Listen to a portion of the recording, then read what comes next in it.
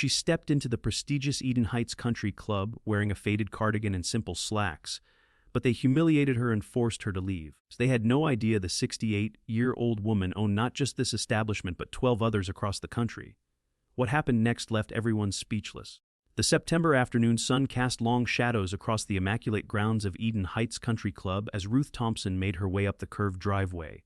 At 68, she moved with a deliberate grace, her silver hair cut in a practical bob that framed a face lined with experience rather than cosmetic enhancements.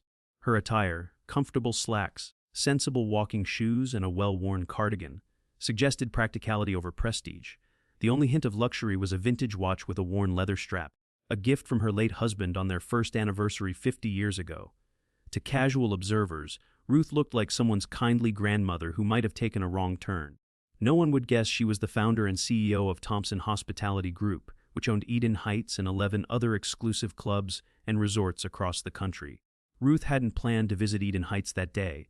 She'd been volunteering at a local literacy program, helping adults learn to read, something she did every Thursday afternoons.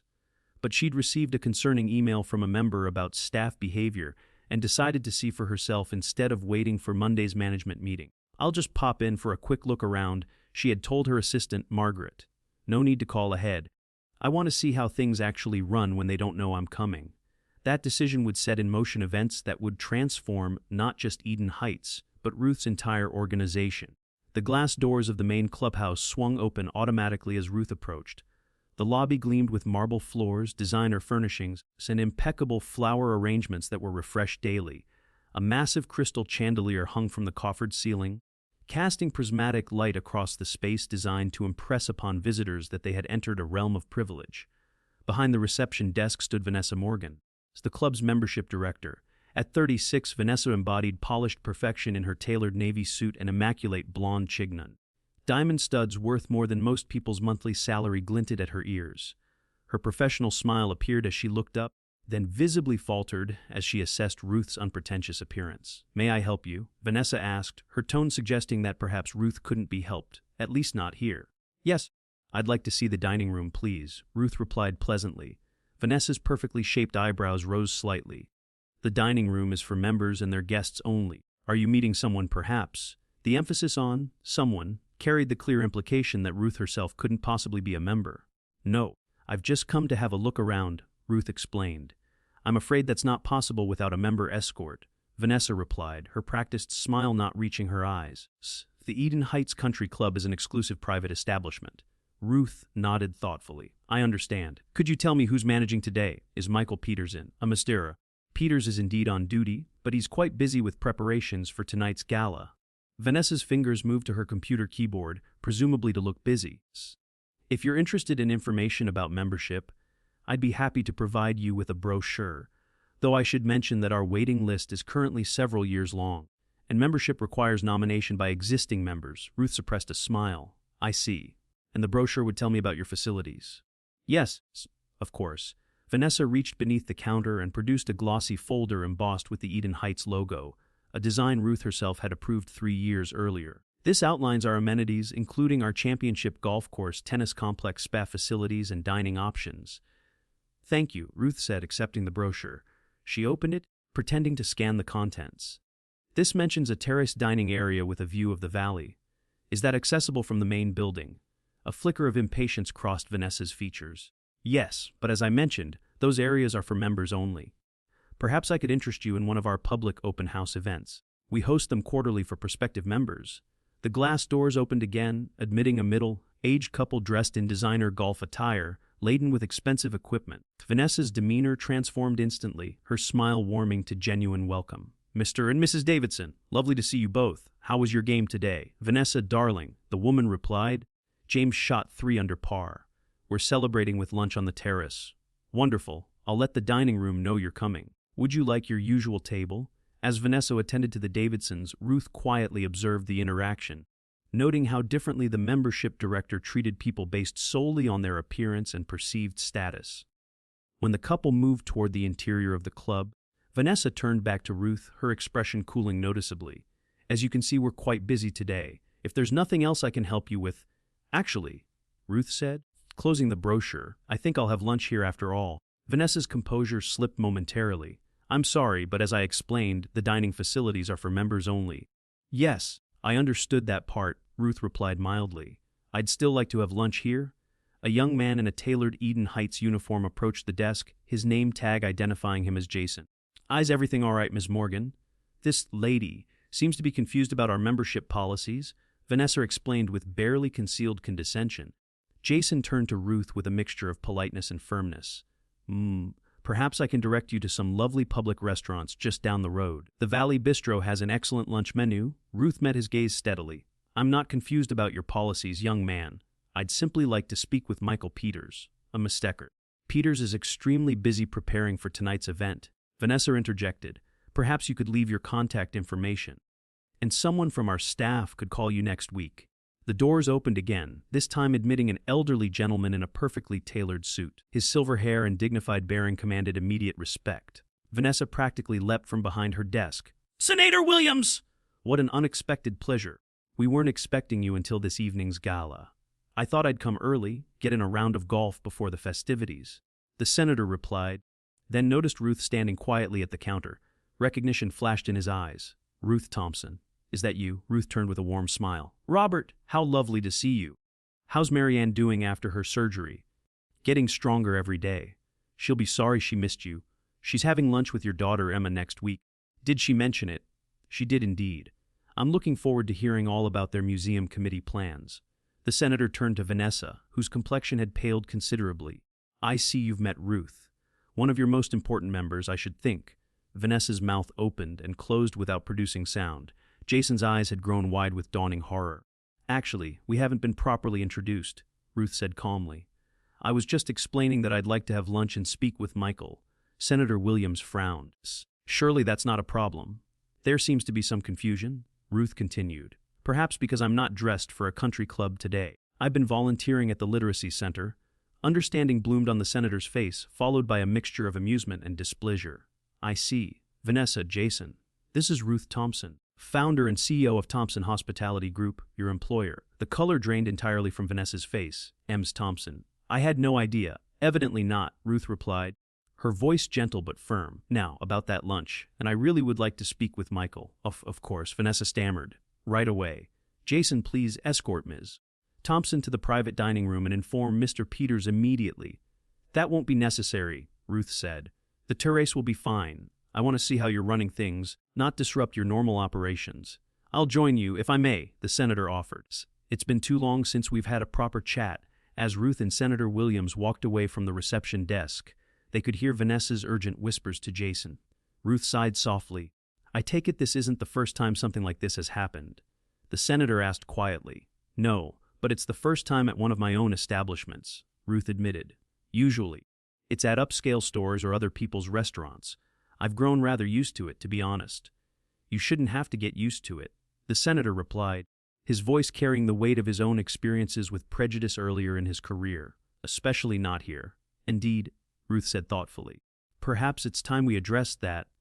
The terrace dining area offered a panoramic view of the valley below and the distant mountains beyond. White-clothed tables were arranged to maximize both the view and privacy. A sommelier was decanting wine at one table while servers glided efficiently between the kitchen and the dining area, delivering artfully presented dishes to appreciative members. The maitre d', a tall man named Frederick, did a double take when he spotted Ruth approaching with the senator. Unlike Vanessa, however, he recovered quickly and offered a deep, respectful bow. Ms. Thompson, Senator Williams, what an honor. Please, allow me to seat you at our best table. Ruth noted Frederick's smooth professionalism with approval. Thank you, Frederick. How is your mother doing? Has she recovered from her hip replacement?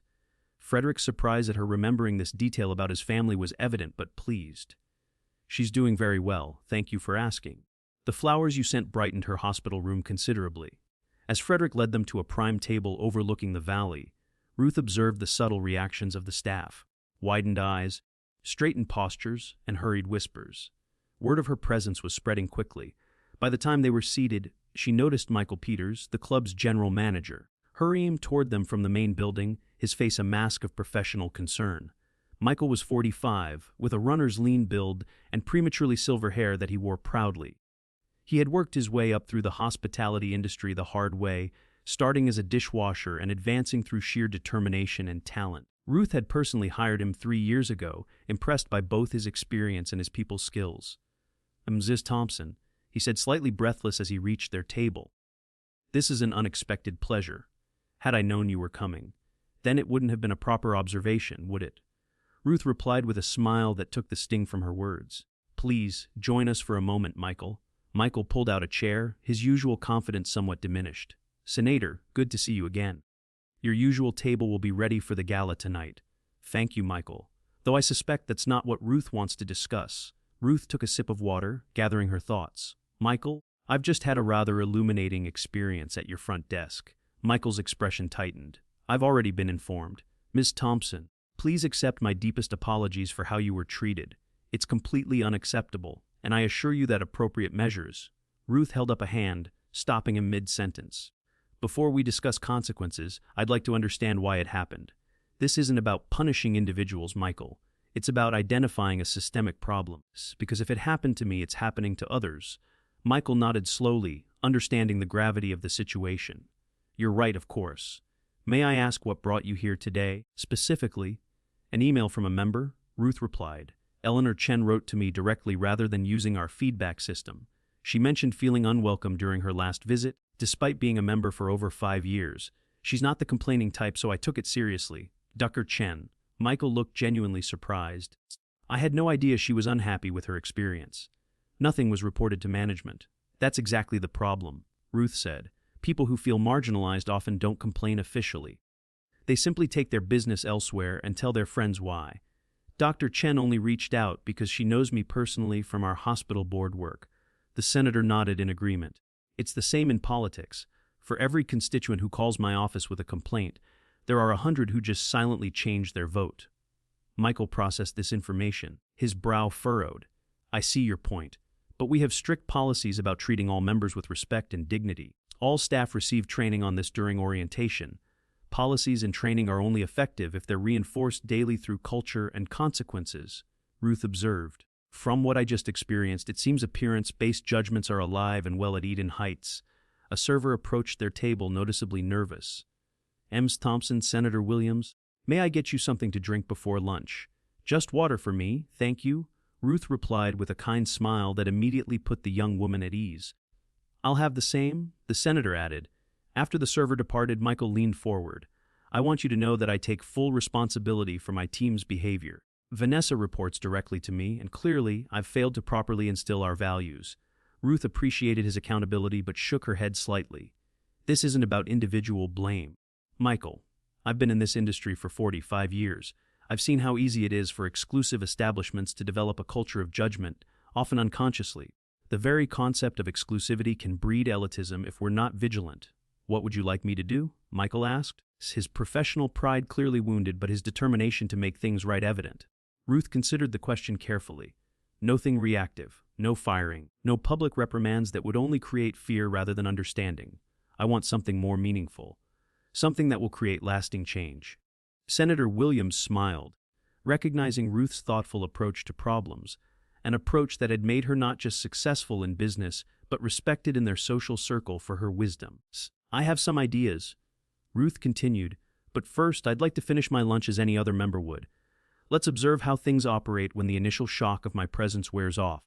Then you and I can meet privately to discuss next steps. Michael nodded, relieved at the reprieve but clearly still concerned.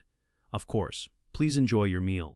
I'll make myself available whenever you're ready to talk. As Michael returned to his duties, the senator chuckled softly. You always were a strategic thinker, Ruth. Most people in your position would be demanding heads on platters by now. Ruth smiled wryly. Firing people might feel satisfying in the moment, but it rarely solves the underlying problem.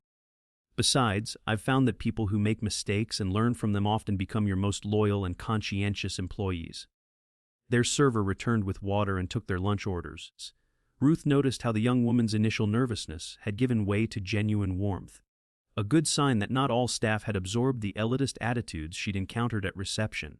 As they enjoyed their meal, Ruth observed the dynamics of the dining room. She noticed how servers treated different tables with varying levels of attentiveness based on subtle cues, recognizing big tippers, club board members, or frequent visitors.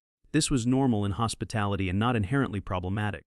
What concerned her were the moments when staff seemed to make judgments based solely on appearances, like the slightly cooler reception given to a younger member dressed in casual attire, or the obvious fawning over a celebrity who was seated midway through Ruth's meal. "You're thinking of making changes," the senator observed, recognizing the contemplative look in Ruth's eyes. "Eden Heights was founded with a vision of excellence, not exclusion," Ruth replied. "Somewhere along the way, those values have become confused. Yes, we provide luxury and privacy, but that doesn't mean we should be judging people based on how they look or what they wear. It's a fine line in this business," the senator noted. "People pay premium prices partly because they want to feel special, set apart. There's a difference between making everyone feel special and making some people feel superior," Ruth responded. "The first is good hospitality, the second is just snobbery. We can maintain standards without maintaining prejudice." After finishing their lunch and declining dessert, Ruth and the senator parted ways. He headed to the golf course while Ruth asked to see Michael in his office. Word of her identity had spread throughout the club, creating a ripple effect of anxious staff and curious members. As she walked through the club, Ruth noticed how differently she was treated now, with deference bordering on obsequiousness from the same staff who had barely acknowledged her earlier. Michael's office reflected his organized approach to management, neat but not sterile, professional but with personal touches. A framed photo of him receiving the Regional Hospitality Excellence Award stood alongside pictures of his family. Certificates from various hospitality management programs lined one wall, including the executive development program that Ruth's company sponsored. "Please, have a seat," Michael offered, gesturing to a comfortable chair across from his desk. "Can I get you anything? Coffee? Tea?" "No, thank you, Michael," Ruth replied, settling into the chair. "I think we have important matters to discuss," Michael nodded soberly. "Again, Thompson, I want to express my deepest regrets about what happened today. It's completely contrary to our stated values. Stated values are meaningless if they're not lived values," Ruth observed. "And from what I've seen today, we have some work to do in aligning the two." "I agree completely," Michael said, his professional demeanor tinged with genuine concern. "What would you like me to do?" Ruth leaned forward slightly. "I'd like you to tell me honestly if you're surprised by what happened today." Michael opened his mouth to respond, then closed it, considering the question more deeply. After a moment, he sighed. "If I'm being completely honest, no, I'm not entirely surprised. I'm deeply disappointed and embarrassed, but not shocked." Ruth nodded, appreciating his candor. "Why not?" "Because I've seen subtle signs of this attitude before," Michael admitted. "Comments in staff meetings about certain members not fitting the Eden Heights image. Assumptions about new members based on their appearance or background. I've addressed individual incidents, but perhaps I've failed to see the pattern. It's easy to miss the forest for the trees when you're managing day-to-day operations," Ruth said. "That's why I try to step back periodically and look at the bigger picture." She paused, gathering her thoughts. "Michael, I've been thinking about how to address this situation, so I don't want knee-jerk reactions or superficial solutions." "I appreciate that approach," Michael replied, relief evident in his voice. "What are you proposing?" "A comprehensive reset of our club culture," Ruth stated firmly, "starting with Eden Heights as a pilot program and eventually rolling out across all Thompson properties. I'm calling it the Dignity Initiative." Michael leaned forward, his interest piqued. "What would that entail?" "3 key components," Ruth explained. "First, a complete review and revision of our training programs with a specific focus on recognizing and eliminating bias. Not just a one-time sensitivity training session, but ongoing education embedded in our regular operations." "That sounds valuable," Michael agreed. "Second," Ruth continued, "we implement a mystery member program. We'll have people of various ages, ethnicities, and styles visit our clubs and report back on their experiences. This will give us objective data on how we're really doing, not just how we think we're doing." Michael nodded thoughtfully. "That would provide accountability and metrics we could track over time." "Exactly." "And third, this is perhaps the most important element, we revise our recognition and reward structures to explicitly value inclusive excellence.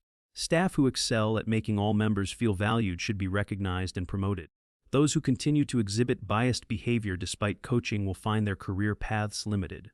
"You're talking about changing the incentive structure," Michael observed. "That's powerful." "People respond to incentives, both formal and informal," Ruth agreed. "Right now, our informal culture might be rewarding the wrong behaviors. We need to realign our rewards with our true values." Michael considered these proposals, clearly turning them over in his mind. "These are substantive changes, not just window dressing." "I appreciate that, but may I ask a difficult question?" "Please do." "What about Vanessa? And Jason, they're probably expecting to be terminated after today's incident. Ruth smiled slightly. That's where we begin demonstrating our commitment to this new approach. I don't want them fired. I want them transformed. They made judgments based on appearance, which was wrong, but they now have an opportunity to learn and grow from that mistake. What did you have in mind? Michael asked. I'd like them both to be deeply involved in developing our new training program, Ruth explained. They'll work with our HR team and diversity consultants to help create something meaningful based on their own experience of recognizing and overcoming bias. Nothing teaches like having to teach others. Michael nodded slowly, a smile spreading across his face as he understood the elegant solution. That's rather brilliant, actually. They'll either genuinely learn and grow from the experience or find it so uncomfortable that they'll leave on their own. Either way, so we end up with staff aligned with our values. Exactly, Ruth confirmed, but this only works if you're fully committed to leading this change, Michael. It will meet resistance. Some staff will see it as unnecessary political correctness. Some members might even push back if they've grown comfortable with an exclusionary atmosphere. I understand, Michael said firmly. You have my complete commitment. In fact, I'm rather relieved. I've been uncomfortable with some of the subtle elitism I've observed but wasn't sure how to address it systematically.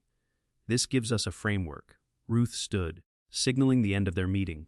Good. I'll have my team send over a detailed proposal next week for your input before we finalize it. In the meantime, I'd like to speak with Vanessa and Jason before I leave today. Of course, Michael agreed, standing as well. They're waiting in the conference room. I thought you might want to talk to them. You thought correctly. Ruth smiled. You're a good manager, Michael. That's why I'm confident you can lead this change. Michael escorted Ruth to the small conference room where Vanessa and Jason waited anxiously. When Ruth entered, they both stood immediately, their faces pale with apprehension. Please sit down, Ruth said gently, taking a seat across from them. Michael remained standing by the door, a silent presence. Vanessa spoke first, her composed demeanor from earlier completely shattered. Ms. Thompson, I cannot begin to express how deeply sorry I am for my inexcusable behavior. I understand completely if you want my resignation. Jason nodded in agreement, his young face etched with distress. Me too, Ms. Thompson. There's no excuse for how we treated you. Ruth studied them both for a moment before responding. You're right. There is no excuse for judging people based on their appearance. It was wrong, and it was hurtful, not just to me, but to anyone who receives such treatment. Vanessa and Jason both lowered their eyes, accepting the rebuke. However, Ruth continued, I'm not here to accept your resignations. I'm here to offer you both an opportunity. Their heads snapped up in surprise. An opportunity, Vanessa repeated uncertainly. Yes, Ruth confirmed. An opportunity to be part of creating meaningful change at Eden Heights. Michael will explain the details, but essentially, I want you both to help develop a new training program focused on recognizing and eliminating bias. Your recent experience makes you uniquely qualified for this task. Confusion and relief ward on their faces. You want us to stay? Jason asked hesitantly. I want you to grow, Ruth clarified, to learn from this experience and help others learn as well. That's far more valuable than simply replacing you with someone else who might harbor the same unconscious biases. Vanessa's professional composure cracked completely as tears welled in her eyes. I don't deserve this chance, Miss Thompson. What I did was unforgivable. Few things in life are truly unforgivable, Vanessa, Ruth said quietly. What matters is what we do after we recognize our mistakes. Will you take this opportunity seriously? Absolutely, Vanessa said fervently. I'm deeply ashamed of my behavior, and I want to make it right. Same here, Jason added earnestly. I've never thought of myself as prejudiced, but today showed me I have biases I wasn't even aware of. I want to change that. Ruth nodded, satisfied with their sincerity. Good, Michael will work with you on next steps. This won't be easy. Genuine change rarely is, but it will be worthwhile. As Ruth prepared to leave, Michael walked her to the main entrance. The club was now buzzing with activity as staff prepared for the evening's gala. When will you announce the Dignity Initiative to the staff? Ruth asked. First thing Monday morning, Michael replied. I'll schedule an all-hands meeting before opening. I think it's important to set the tone immediately. And Michael, keep me updated regularly on how it's progressing. This is important to me, not just as a business matter but as a personal one. I understand completely, Michael assured her. Thank you for turning what could have been just a disciplinary issue into an opportunity for meaningful change. Ruth smiled as she stepped outside into the late afternoon sunlight. That's the thing about challenges, Michael. With the right perspective, they can become doorways to something better than we had before. As Ruth's car pulled away from Eden Heights, she reflected on the day's events. The humiliation she'd felt at being judged by her appearance had been real, but she'd channeled that feeling into constructive action rather than punitive measures. It wasn't the first time she'd faced such prejudice, but perhaps through the Dignity Initiative, she could ensure fewer people would face it in the future, at least within the establishments she could influence. Ruth Thompson had built her hospitality empire on a simple principle: everyone deserves to be treated with dignity. Today had been a painful reminder that living that principle required constant vigilance and renewal. As her car wound down the hillside toward the city, Ruth opened her notebook and began jotting down additional ideas for the initiative. This incident wouldn't be wasted. It would become a catalyst for transformation. 3 months later, Ruth Thompson returned to Eden Heights Country Club. This time, she wore the same faded cardigan and simple slacks that had caused such consternation during her previous visit. Her silver hair was pulled back in a practical ponytail, and she wore minimal makeup. The only difference was that this time she was expected. Michael Peters greeted her at the entrance, professional but warm. "Ms. Thompson, welcome back to Eden Heights. It's good to see you again." "Thank you, Michael. How are things progressing with our initiative?" "Remarkably well," he replied with genuine enthusiasm. "I'd like to show you rather than tell you, if that's all right. We've made some changes I think you'll appreciate." As they walked through the clubhouse, Ruth noticed subtle but significant differences. The reception desk now featured a discreet sign reading, "Welcome to Eden Heights, where excellence meets respect." The staff directory displayed on the wall included small photographs alongside names and titles, a simple change that helped members connect names with faces and humanize the staff. "We've revised our member materials as well," Michael explained, handing Ruth a new welcome brochure. "You'll notice we've eliminated language about exclusivity and replaced it with an emphasis on personalized service and community." Ruth nodded approvingly as she glanced through the brochure. "These are thoughtful changes, Michael. But as we both know, the real test is in the lived experience." "Absolutely," Michael agreed. "That's why I've arranged for you to observe some interactions today. With your permission, I'd like you to sit in our lounge area, which gives a good view of the reception desk. We have several new member orientations scheduled this morning." "An excellent suggestion," Ruth said. "And the staff won't know I'm observing. Only Vanessa knows you're here today, but she doesn't know the purpose of your visit. The rest of the staff is unaware." Ruth settled into a comfortable armchair in the lounge area, positioned to give her a clear view of the reception desk without being obvious. She opened a magazine and pretended to read while actually focusing her attention on the interactions unfolding before her. The first new member to arrive was a young woman in her 30s, dressed in athletic wear with her hair pulled back in a messy bun. She approached the desk somewhat tentatively, clearly uncertain about the protocol at such an establishment. Jason, the same young man who had suggested Ruth try a public restaurant during her last visit, greeted the woman with genuine warmth. "Good morning and welcome to Eden Heights. How can I help you today?" "Hi, I'm Sofia Diaz. I'm a new member. This is my first time here." "Ms. Diaz, welcome!" "We're so glad you've joined our community," Jason replied with evident sincerity. "Let me get you set up with everything you need for your first visit." Ruth watched as Jason patiently explained the club's amenities and procedures, never rushing or condescending. He introduced Sophia to another staff member who would give her a tour, ensuring she felt comfortable and valued throughout the interaction. Over the next hour, Ruth observed several more interactions, including an elderly gentleman in casual clothes, a family with young children, and a young professional in a wheelchair. Each was treated with the same level of respect and attention, regardless of their appearance or circumstance. The most telling interaction came when a casually dressed middle-aged man arrived, explaining that he was considering membership and had an appointment to tour the facilities. The man's manner was slightly abrupt, his attire far from the Eden Heights norm, and his questions rather demanding. Even so, Vanessa, the same woman who had attempted to escort Ruth from the premises 3 months earlier, maintained perfect professional courtesy. "We appreciate your interest in Eden Heights, Mr. Ramirez," Vanessa said warmly. "Before we begin the tour, would you like something to drink? Our house-made lemonade is particularly refreshing today." "Yeah, sure," the man replied, glancing around with a slightly critical eye. "This place better be worth the membership fees." "We certainly believe it is," Vanessa responded without a hint of condescension. "But more importantly, we want to make sure it's the right fit for you and your needs. Every member has different priorities, and we try to cater to those individual preferences." Ruth nodded to herself, impressed by Vanessa's patient, respectful approach despite the man's somewhat challenging demeanor. This was indeed a significant change from the judgment and dismissal she had witnessed previously. After observing for another half hour, Ruth signaled to Michael, who joined her in the lounge area. "What do you think?" he asked quietly. "I'm genuinely impressed," Ruth admitted. "The changes are apparent not just in procedure but in attitude. That's much harder to achieve." "It hasn't been easy," Michael acknowledged. "We had some resistance initially, particularly from a few long-term staff who didn't see the need for change. 2 eventually left, but the rest have embraced the new approach, some reluctantly at first, but now with real commitment." "And Vanessa, Jason, how have they adapted?" Michael smiled. "They've become our most ardent advocates for the new program.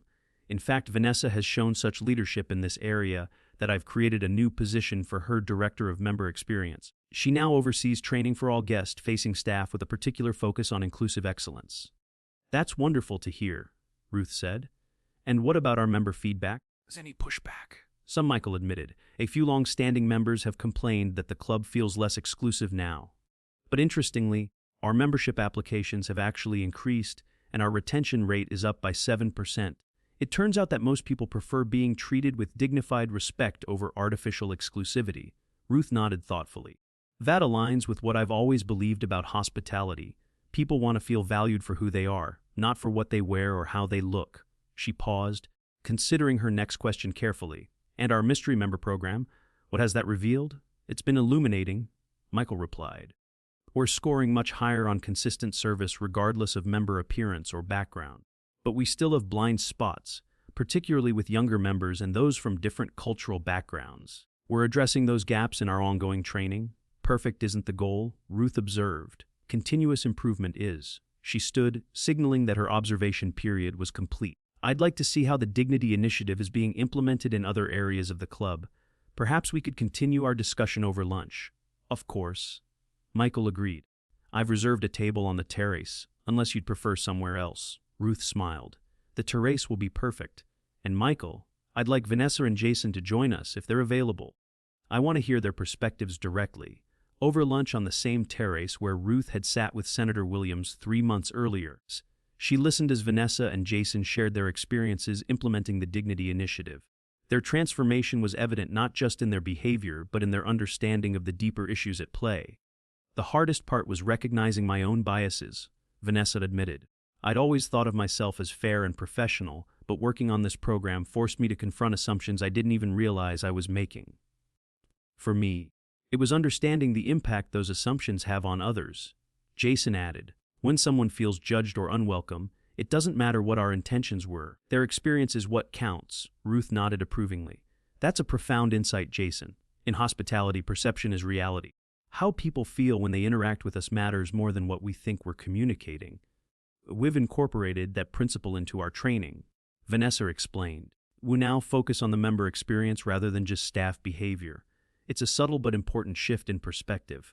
Michael smiled at his team's growth. "The most remarkable thing has been watching this ripple throughout our operations.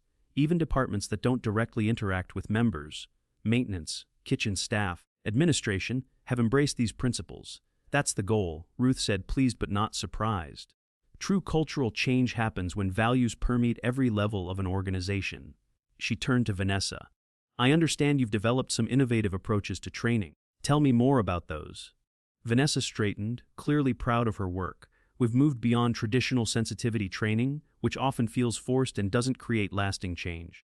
Instead, we've developed what we call perspective experiences, structured activities that allow staff to temporarily experience what it feels like to be judged, dismissed, or made invisible, similar to what happened to you," Jason added, then immediately looked embarrassed. "I'm sorry, that was insensitive." Ruth smiled gently. "No, it's entirely appropriate. Sometimes the most powerful learning comes from uncomfortable experiences. I'm glad you're using what happened constructively. We're also documenting real experiences," Vanessa continued. "With permission, we're collecting stories from members and guests who felt unwelcome or judged in hospitality settings, not just here but throughout their lives. Hearing these personal accounts has been eye-opening for staff who've never experienced that kind of treatment themselves." "Excellent," Ruth approved. "Empathy is difficult to teach but essential to learn. You're finding creative ways to cultivate it." As they finished their lunch, Ruth shared her vision for expanding the Dignity Initiative beyond Eden Heights. "The pilot program here has been so successful that I want to implement it across all Thompson properties. Michael, I'd like you to head up the expansion effort. Michael looked surprised but pleased. I'd be honored, Miss Thompson. But what about Eden Heights? You'll still oversee this property, but I'm creating a new position, Director of Culture and Inclusion for Thompson Hospitality Group. You'd report directly to me, with a focus on embedding these principles throughout our organization. Michael's expression reflected his recognition of the opportunity's significance. Thank you for your trust, so I won't disappoint you. I know you won't, Ruth replied confidently. And Vanessa, I'd like you to take on additional responsibilities as well. Your work developing the training program has been exceptional. Would you be willing to help adapt it for our other properties? Vanessa looked stunned. Of course, Ms. Thompson. I'd be honored. Good. You'll work closely with Michael while maintaining your responsibilities here. Ruth turned to Jason. And you, young man. Michael tells me you've shown remarkable growth and insight throughout this process. Jason shifted slightly in his seat, uncomfortable with the attention but clearly pleased. I've just tried to learn from my mistakes, Ms. Thompson. That's all any of us can do, Ruth said kindly. But some learn more thoroughly than others. I understand you're completing your degree in hospitality management. Yes, Mom. I have 1 semester left at Cornell. When you graduate, I want you to consider joining our management development program. We need more young leaders who understand the importance of dignity in hospitality. Jason's face lit up. I would love that opportunity. Thank you. As lunch concluded, Ruth took a moment to observe the terrace dining area. The atmosphere was noticeably different from her previous visit. Equally elegant, but somehow more relaxed, more welcoming. Staff moved with the same efficiency but interacted with members more naturally, less deferentially. Members themselves seemed more at ease, engaged in conversation rather than performance. You've created something special here, Ruth told Michael as they walked back through the clubhouse. It's still exclusive in terms of amenities and service, but not in terms of how people are treated. That's the balance I've always aimed for. It's your vision that made it possible, Michael replied. Without your leadership, and frankly, without the incident that catalyzed these changes, we might have continued down the same path indefinitely. At the entrance, Ruth paused to thank them all once more. Sometimes, she reflected, our most uncomfortable moments lead to our most important transformations. What happened to me here was unpleasant, but look at the good that's come from it. As Ruth's car pulled away from Eden Heights for the second time, she felt a deep satisfaction that transcended the indignity of her previous visit. The Dignity Initiative would become a cornerstone of her company's approach to hospitality, perhaps even her most important legacy. And it had all begun with a moment of prejudice that could have ended very differently had she chosen anger over opportunity, punishment over growth. 1 year later, the Thompson Hospitality Group hosted its annual leadership conference at the Majestic Resort in Scottsdale, Arizona, another property in Ruth's extensive portfolio. The theme of the conference was Excellence Through Inclusion, and hospitality professionals from across the country had gathered to learn about the Dignity Initiative, which had gained industry recognition for its innovative approach to service and inclusion. Ruth sat in the back of the grand ballroom, watching Michael Peters deliver the keynote address. At 46, he had grown into his expanded role with confidence and vision, becoming one of the most respected voices in the hospitality industry on culture and inclusion. True luxury isn't about exclusivity, Michael was saying to the rapt audience. It's about making every person feel uniquely valued and respected. Discrimination dressed up as discretion has no place in modern hospitality. Ruth smiled as she recognized her own philosophy articulated so eloquently. Beside her sat Senator Williams, who had agreed to participate in a panel discussion on inclusive leadership later in the day. He's quite impressive, the senator commented quietly. You chose well. He chose himself?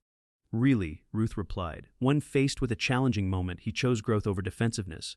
That's the mark of a true leader. On stage, Michael was acknowledging the journey that had led to the Dignity Initiative.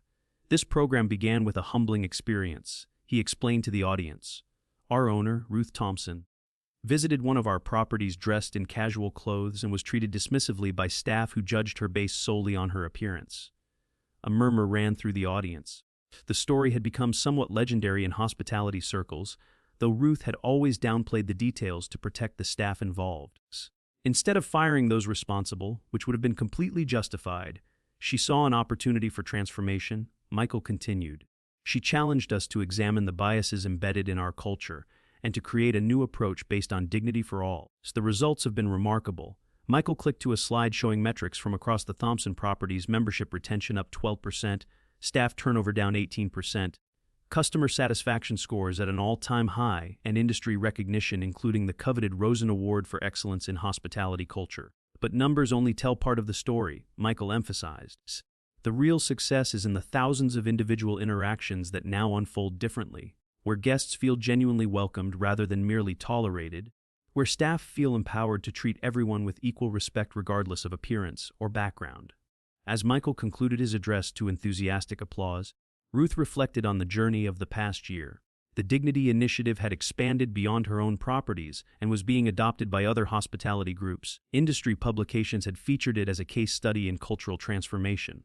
Most importantly, it had changed the daily experience of countless guests and staff throughout her organization. The lights came up for a short break before the next session.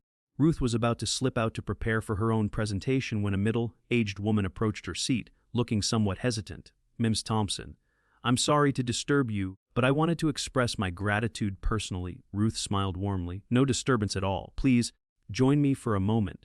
She gestured to the empty seat beside her as the senator excused himself to prepare for his panel. The woman sat down, her expression earnest. "My name is Eleanor Chen. I'm a cardiac surgeon at Massachusetts General." Ruth's eyes widened in recognition. "Dr. Chen, your email was what brought me to Eden Heights that day. If not for your courage in reaching out, none of this might have happened." Dr. Chen looked surprised. "I had no idea my message had such an impact. I almost didn't send it. I kept telling myself I was being too sensitive, so that it wasn't worth bothering you about." "I'm very glad you did," Ruth assured her. "Your experience was valid, and it pointed to a problem that needed addressing." "How have things been at Eden Heights since then?" "Transformed," Dr. Chen replied simply. "The difference is like night and day, not just for me, but for everyone. There's a genuine warmth now that was missing before." Ruth nodded, pleased but not surprised. "That's wonderful to hear. Thank you for letting me know. Actually, that's not the only reason I wanted to speak with you," Dr. Chen continued. "I serve on the board of the American Hospital Association, and we've been following your Dignity Initiative with great interest. Healthcare faces many of the same challenges: unconscious bias, judgment based on appearance, disparities in how people are treated. We believe your approach could be adapted for healthcare settings." Ruth considered this thoughtfully. "An interesting proposition. The principles are certainly transferable, though the specifics would need careful adaptation. Would you be willing to consult with us on developing something similar for hospitals and medical practices? Your insights would be invaluable." The request took Ruth by surprise, but the more she considered it, the more compelling it seemed. Throughout her career, she had focused on hospitality, but the core principle, treating people with dignity regardless of appearance or background, was universal. "I'd be honored to help, Dr. Chen. Perhaps we could start with a pilot program, similar to what we did at Eden Heights." Dr. Chen's face lit up. "That would be wonderful! I can't tell you how much this means. The potential impact on patient experience could be enormous." As Dr. Chen departed with promises to be in touch, Ruth found herself reflecting on how far-reaching the consequences of that day at Eden Heights had become. What had begun as a personal affront had grown into something that might now improve experiences in an entirely different field. Michael approached, having concluded his keynote duties. "Was that Dr. Chen I saw you speaking with?" "Indeed it was," Ruth confirmed. "She's interested in adapting our Dignity Initiative for healthcare settings." Michael's eyebrows rose. "That's an intriguing possibility. The principles would certainly apply." "My thoughts exactly," Ruth agreed. "It seems our little experiment is growing beyond anything we might have imagined." "Not so little anymore," Michael observed with a smile. "Your session starts in 15 minutes. Are you ready?" Ruth gathered her notes and stood, more than ready. "I have a story to tell about the power of turning prejudice into progress. It's a story I never expected to be part of, but I'm grateful for where it's led us." As they walked toward the stage entrance, Ruth spotted Vanessa directing the audiovisual team with calm efficiency. In the past year, Vanessa had been promoted to Regional Director of Training and Development for the Thompson Group, overseeing the Dignity Initiative implementation across multiple properties. Her transformation from someone who judged people based on appearances to a champion for inclusion was perhaps the most powerful testament to the program's effectiveness.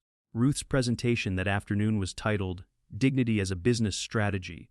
She spoke not as a victim recounting a grievance, but as a leader sharing insights about organizational transformation. She explained how prioritizing dignity had improved not just the guest experience but staff satisfaction and ultimately financial performance. Many businesses still operate from an outdated premise, she told the audience of industry professionals. They assume that exclusivity requires creating insiders and outsiders, that some people deserve better treatment than others based on appearance, wealth, or status. But true luxury hospitality isn't about making some people feel special by making others feel small. It's about elevating everyone's experience through genuine respect and attention to individual needs. She shared examples from various Thompson properties, including Eden Heights, without naming the specific staff involved in her initial experience. She focused instead on the systemic issues and the solutions they had developed. The most powerful question we now train our staff to ask themselves is this: how would I treat this person if I knew they were the most important client we have? And then we challenge them to treat every guest that way, because in truth, every guest is the most important client in that moment of interaction. After her presentation during the reception that followed, Ruth found herself approached by numerous industry colleagues eager to learn more about implementing similar programs at their own establishments. She directed them to Michael and his team, who had developed detailed implementation guides and training materials. As the evening wound down, Ruth found a quiet moment alone on the resort's terrace, gazing out at the desert sunset painting the sky in breathtaking oranges and purples. Senator Williams joined her, 2 glasses of sparkling water in hand. "Quite a day," he observed, offering her one of the glasses. "Your little incident has spawned quite a movement." Ruth accepted the water with a smile. "Not exactly how I planned to make my mark on the industry in my sunset years, but I'll take it. Sometimes our greatest contributions come from our most challenging moments," the senator mused. "I remember how angry I was on your behalf that day at Eden Heights. I wanted heads to roll. As did I briefly," Ruth admitted. "But rage, while sometimes justified, rarely builds anything lasting. I learned long ago that transformation is more powerful than retribution." The senator nodded thoughtfully. "A lesson many in my line of work could stand to learn." He raised his glass in a toast. "To dignity, as a business strategy and a way of life." Ruth clinked her glass against his. "To dignity," she echoed, "and to the unexpected journeys that lead us to our most important work." As twilight deepened over the desert landscape, Ruth reflected on the path that had brought her here. From a young woman who had started with a single struggling hotel to the head of a hospitality empire, she had always believed in the simple principle that everyone deserved to be treated with respect. That belief had been challenged in a painful way at Eden Heights, but the response to that challenge had created something far more powerful than she could have imagined. The Dignity Initiative would likely become her most enduring legacy, not the properties she had acquired or the wealth she had accumulated, but a fundamental shift in how people were treated within her sphere of influence. And as Dr. Chen had suggested, that influence was now extending beyond hospitality into other fields. It was a reminder that transformation often began with difficult, even painful experiences. The humiliation she had felt that day at Eden Heights, being judged, dismissed, and nearly escorted out of her own establishment, had been genuine. But she had channeled that feeling into creating change rather than seeking vengeance. The result was a ripple effect of positive transformation that continued to expand outward. As Ruth prepared to rejoin the conference attendees for the evening's final event, she carried with her a profound sense of purpose. At 69, she was not slowing down, but rather finding new avenues for meaningful contribution. The Dignity Initiative was evolving beyond her original vision, becoming a movement that others were now helping to shape and expand. In the end, that was perhaps the most satisfying outcome of all. Seeing something she had begun take on a life of its own, carried forward by people like Michael, Vanessa, and Jason, who had experienced their own transformations along the way. Together, they were creating environments where people were valued for who they were, not judged by how they looked or what they wore.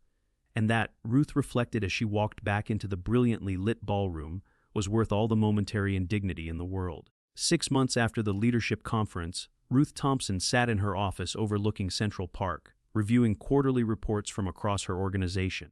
The numbers told a compelling story. The Dignity Initiative had not only improved guest satisfaction and staff retention, but was also positively impacting the bottom line. Properties that had fully implemented the program were showing revenue increases averaging 9% year over year, significantly outperforming those still in the process of adoption. A knock at her door interrupted her review. "Come in," she called, looking up to see Margaret, her longtime assistant. "Dr. Chen is here for your meeting," Margaret announced. "Wonderful. Please send her in," Ruth replied, setting aside her reports and standing to greet her visitor. Dr. Eleanor Chen entered the office with the confident bearing of someone accustomed to high-pressure environments. Since their conversation at the leadership conference, she and Ruth had been working with a team to adapt the Dignity Initiative for healthcare settings. Ruth, it's good to see you, Dr. Chen said warmly as they shook hands. I have some exciting news to share. Please, sit down, Ruth gestured to the comfortable seating area by the windows. I'm eager to hear your update. As they settled into the chairs, Dr. Chen's expression was animated with enthusiasm. The pilot program at Massachusetts General has completed its first quarter, and the results are even better than we anticipated. Patient satisfaction scores have increased by 17% in the departments participating in the program. That's remarkable, Ruth observed. Even more significant than what we saw in hospitality. The impact seems to be amplified in healthcare settings, Dr. Chen explained. When patients feel truly seen and respected, they report better experiences even when the medical outcomes are identical. But here's what really surprised us. Clinical outcomes are showing improvement as well. Ruth leaned forward, intrigued. How so? Patients in the pilot departments are showing higher rates of adherence to treatment plans, better self-reporting of symptoms, and even slightly shortened hospital stays for certain conditions. Dr. Chen elaborated. Our hypothesis is that when patients feel respected, they communicate more openly with healthcare providers and are more likely to follow medical advice. That makes intuitive sense. Ruth nodded. But having the data to support it is powerful. The American Hospital Association has taken notice, Dr. Chen continued. They want to feature the program at their annual conference and develop resources to help other hospitals implement similar approaches. We've already had inquiries from 15 major healthcare systems. Ruth smiled, pleased but not entirely surprised. The principles transcend industry boundaries because they're fundamentally about human dignity. Whether someone is a hotel guest or a hospital patient, being treated with respect matters deeply. Exactly, Dr. Chen agreed. And healthcare has particular challenges with dignity. Patients are often vulnerable, anxious, sometimes in states of undress or lacking privacy.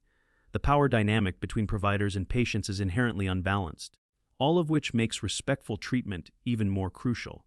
They spent the next hour discussing the healthcare adaptation of the initiative, including the specialized training modules developed for different hospital departments. Dr. Chen shared stories of transformation similar to those Ruth had witnessed in hospitality.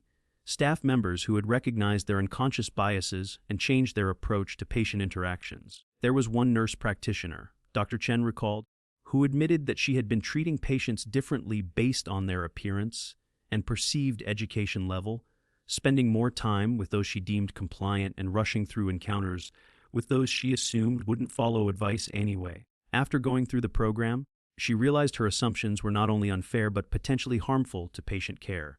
Has she noticed a difference in her practice since then? Ruth asked. Profound differences, Dr. Chen confirmed. She's developed a new approach to patient education that adapts to individual needs without making assumptions. Her patient satisfaction scores have gone from among the lowest in her department to the highest. As their meeting concluded, Ruth walked Dr. Chen to the elevator. What you're doing takes what we started to an entirely new level, Ruth observed. The potential impact on healthcare quality is enormous. None of it would have happened without your original vision, Dr. Chen replied. And ironically, without that unfortunate incident at Eden Heights.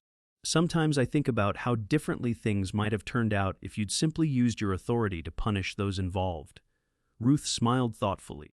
Life often presents us with those pivotal moments, when we can choose retribution or transformation. I've rarely regretted choosing the latter. After Dr. Chen departed, Ruth returned to her office and stood by the window, gazing out at the panoramic view of Central Park below. The trees were beginning to show the first blush of autumn color, a reminder of life's continuous cycles of change and renewal. Her thoughts drifted to that day at Eden Heights nearly 2 years ago, the dismissive treatment, the assumptions based on her appearance, the humiliation of being escorted away from a seat she had every right to occupy. In the moment it had felt like a personal slight.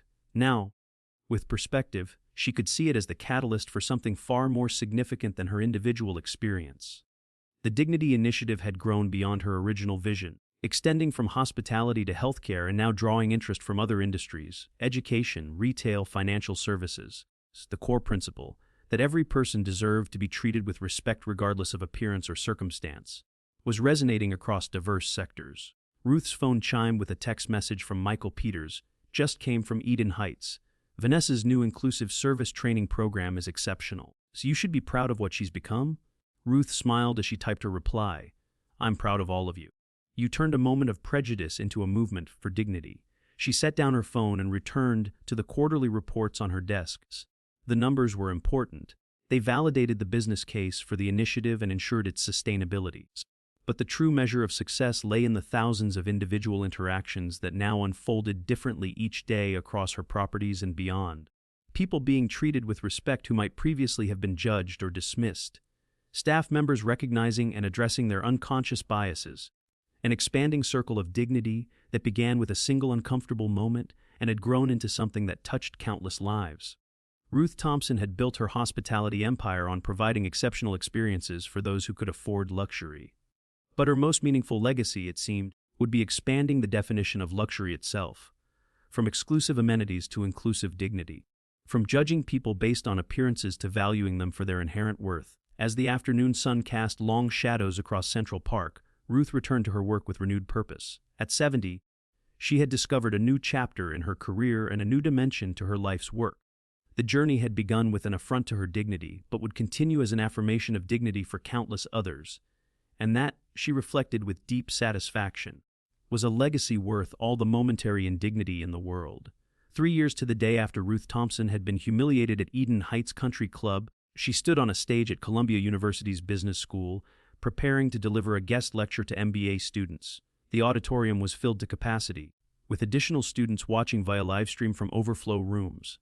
At 71, Ruth remained an imposing presence, her silver hair now worn in a stylish bob, her posture erect. Her eyes bright with intelligence and warmth. She dressed simply but elegantly in a navy pantsuit with a silk scarf, no flashy jewelry or designer labels, just the same vintage watch she had worn for decades. "I want to tell you a story." She began, her voice clear and commanding without being loud. A story about how a single incident of prejudice led to a transformation that none of us could have predicted. For the next hour, Ruth shared the complete story of what had happened at Eden Heights, not the sanitized version that had been referenced in business publications, but the full, uncomfortable truth of how she had been judged, dismissed, and nearly removed from her own establishment. "I could have fired everyone involved," she told the rapt audience. "I could have publicly shamed them, sued for discrimination, or simply closed the club in retaliation. I had the power to do any of those things." She paced slowly across the stage, making eye contact with students in different sections of the auditorium. "Instead, I chose a different path. Not out of some saintly forgiveness, but because I recognized an opportunity for meaningful change. The prejudice I experienced that day wasn't unique to those individuals or that club. It was a reflection of biases deeply embedded in our culture, in our systems, in our unconscious assumptions about who belongs where." Ruth clicked to a slide showing the impressive results of the Dignity Initiative across multiple industries. Hospitality, healthcare, education, and now retail. 3 years later, the Dignity Initiative has been implemented in over 500 organizations worldwide. More than 30,000 staff members have gone through the training program. Customer satisfaction metrics have improved by an average of 22% in participating organizations. Employee retention has increased by 27%. She clicked to another slide showing financial performance metrics. For those of you focused on the bottom line, and business students should be, the financial results are equally compelling. Organizations that have fully implemented the Dignity Initiative show revenue growth averaging 12% higher than industry peers. Operating margins improved by an average of 3.4% within 18 months of implementation. Ruth paused, letting these figures sink in, then switched to a blank slide. But numbers tell only part of the story. The true impact is measured in human dignity, in people being treated with respect regardless of their appearance, background, or circumstance. In environments where everyone feels valued for who they are rather than judged by how they look or what they wear. She shared stories from across the various industries where the initiative had been implemented. Working-class father who had previously been ignored at his daughter's private school now being welcomed as a valued member of the community. A patient whose medical concerns had been dismissed when she dressed casually now receiving attentive care. An elderly shopper who had been followed suspiciously in luxury stores now being treated with respect. "What began as a response to my own experience has become something far more significant," Ruth explained. "It has evolved into a movement for dignity that transcends industries and borders. The principles remain constant: recognize bias, practice empathy, focus on the individual, assume positive intent, and measure impact, but the applications continue to expand." As her lecture concluded, Ruth opened the floor for questions. A young woman in the front row raised her hand immediately. "Ms. Thompson, your story is inspiring, but I'm curious. Have you ever regretted not taking more punitive action against the staff who treated you so poorly that day? Doesn't forgiveness sometimes let people off the hook too easily?" Ruth considered the question carefully. It's not about forgiveness versus punishment. It's about effectiveness. Had I fired those staff members, what would have changed? They would have found jobs elsewhere, carrying the same biases. Other staff would have learned to be more careful around the owner, but not necessarily more respectful to everyone. The culture would have remained essentially unchanged. She leaned against the podium, her expression thoughtful. But giving them the opportunity to participate in creating the solution, I offered something more demanding than punishment, the challenge to confront their own biases and transform their perspectives. Vanessa Morgan, the membership director who tried to escort me from the premises, is now our global director of inclusive excellence, leading workshops around the world. That transformation would never have happened had I simply fired her in anger. Another student raised his hand. Do you think your approach worked because you had power in that situation as the owner? What about people who face prejudice but don't have the authority to drive organizational change? An excellent question, Ruth acknowledged. Position and power certainly gave me leverage that others might not have. But the principles can be applied at any level. We've seen staff members with no formal authority become powerful advocates for dignity within their organizations.